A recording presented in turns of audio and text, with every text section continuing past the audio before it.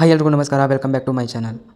ಇವತ್ತಿನ ರಿವ್ಯೂ ಬಂದು ಪವನ್ ಕಲ್ಯಾಣ್ ಅಭಿನಯದ ಉಸ್ತಾದ್ ಭಗತ್ ಸಿಂಗ್. ಆ ಒಂದು ಕಾಂಬಿನೇಷನ್ ಮತ್ತೆ ಬಂತು. ಆದರೆ ಈ ಬಾರಿ ಇದು ಕೇವಲ ಸಿನಿಮಾ ಅಲ್ಲ, ಅವರ ಅಭಿಮಾನಿಗಳ ಒಂದು ನಿರೀಕ್ಷೆಗಳ ಯುದ್ಧ. ಹಾಗಾದರೆ ಪವನ್ ಕಲ್ಯಾಣ್, ಹರಿಶಂಕರ್ ಈ ಎರಡು ಹೆಸರುಗಳು ಒಂದಾಗಿದ್ದರೆ ಏನಾಗುತ್ತೆ ಅನ್ನೋದು ಎಲ್ಲರಿಗೂ ಗೊತ್ತು. ಆದರೆ ಉಸ್ತಾದ್ ಭಗತ್ ಸಿಂಗ್ ಆ ಮಟ್ಟಕ್ಕೆ ಹೋಯ್ತಾ? ಇಲ್ಲ, ಕೇವಲ ಅಭಿಮಾನಿಗಳಿಗಷ್ಟೇ ಸೀಮಿತ ಆಯಿತಾ? ಕತೆ ಶುರುವಾಗೋದು ಪವರ್ ಪಾಲಿಟಿಕ್ಸ್ ಮತ್ತು ಪ್ರತೀಕಾರದ ನಡುವೆ. ತಡಲಮರ್ರಿ ನಲ್ಲ ನಾಗಪ್ಪ ಮುಖ್ಯಮಂತ್ರಿಯಾಗೋ ಕನಸು. ಆದರೆ ಆ ಕನಸಿಗೆ ಅಡ್ಡಿಯಾಗೋದು ಯಾರು? ಅದಕ್ಕೆ ಒಂದು ಡೇಂಜರ್ ಪ್ಲಾನ್ ಇದೆ. ಯಾರ ಹತ್ರ ಅಂದರೆ ಚಡಲಮರ್ರಿ ನಲ್ಲ ನಾಗಪ್ಪ. ಅವನು ಆ ಮಂತ್ರಿ ಪದವಿಗೋಸ್ಕರ ಎಲ್ಲರನ್ನೂ ಕೊಲ್ಕೊಂಡು ಬರುತ್ತಾನೆ. ಆದರೆ ಕತೆಗೆ ಇಲ್ಲೇ ಒಂದು ಟ್ವಿಸ್ಟ್ ಸಿಗುತ್ತದೆ. ನಾಗಪ್ಪನ ಮಗ ನಲ್ಲಮಲ್ಲ ಕಾಡಿನಲ್ಲಿ ಕಾಣೆಯಾಗುತ್ತಾನೆ. ಆಗ ಎಂಟ್ರಿ ಆಗ್ತಾನೆ ನೋಡಿ ಉಸ್ತಾದ್ ಭಗತ್ ಸಿಂಗ್. ಇವನು ಯಾರು? ಆ ವಿಲನ್ಗೂ ಅವನಿಗೂ ಏನು ಕನೆಕ್ಷನ್? ಇದರ ಹಿಂದೆ ನಿಜವಾದ ಗೇಮ್ ಏನು ಅನ್ನೋದು ಎಲ್ಲ ಪ್ರಶ್ನೆಗಳಿಗೆ ಉತ್ತರವೇ ಈ ಸಿನಿಮಾ. ಇನ್ನು ಪವನ್ ಕಲ್ಯಾಣ್ ಇಲ್ಲಿ ಅವರ ಮಾಸ್ ಅವತಾರದಲ್ಲಿ ಕಾಣಿಸಿಕೊಳ್ಳುತ್ತಾರೆ.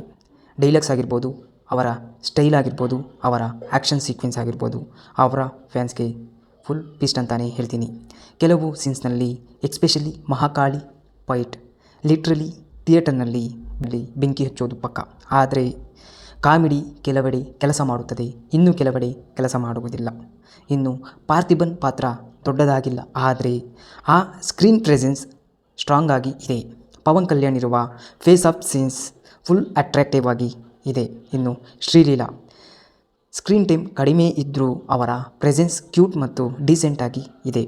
ಇನ್ನು ರಾಶಿ ಖನ್ನಾ ಅವರ ಬಗ್ಗೆ ಹೇಳಬೇಕಾದ್ರೆ ಪಾತ್ರ ಆಲ್ಮೋಸ್ಟ್ ಅನ್ನೆಸೆಸರಿ, ಬೇಕಾಗಿ ಇರಲಿಲ್ಲ ಅನ್ನೋಷ್ಟು ವೀಕ್ ಆಗಿದೆ. ಪ್ರಾಪರ್ ಕ್ಲೋಜರ್ ಕೂಡ ಇಲ್ಲ.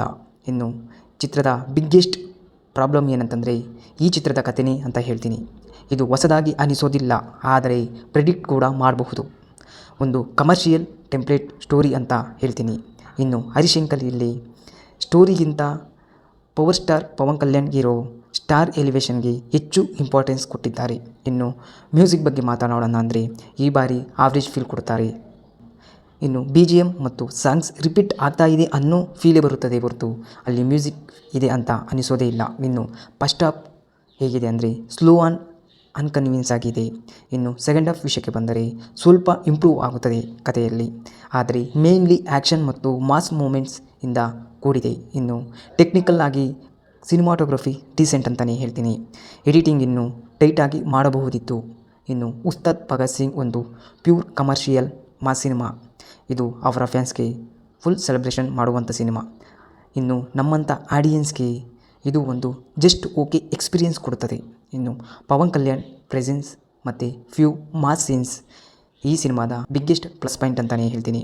ಆದರೆ ಪ್ರೆಡಿಕ್ಟಬಲ್ ಸ್ಟೋರಿ ಮತ್ತು ವೀಕ್ ಫಸ್ಟ್ ಹಾಫ್ ಇದರ ಬಿಗ್ಗೆಸ್ಟ್ ಮೈನಸ್ ಪಾಯಿಂಟ್. ಈ ಮೂವಿಯ ನನ್ನ ಫೈನಲ್ ರೇಟಿಂಗ್ ಬಂದು 5ರಲ್ಲಿ 3 ಅಂತ ಹೇಳ್ತೀನಿ.